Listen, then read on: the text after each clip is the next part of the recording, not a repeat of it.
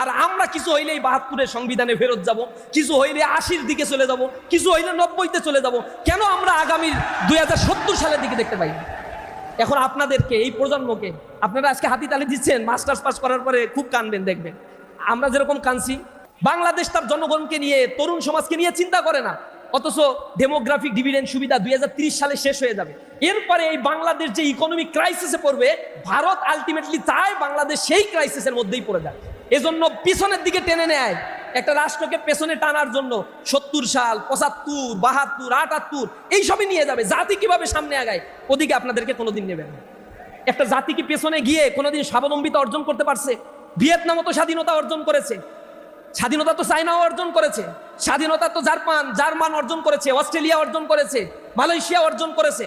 সেই দেশগুলো তো স্বাধীনতা অর্জনের পরে শুধু সামনের দিকে তার জাতিকে কিভাবে তৈরি করবে সেই থিওরি নিয়ে তারা সামনের দিকে এগিয়ে গিয়েছে।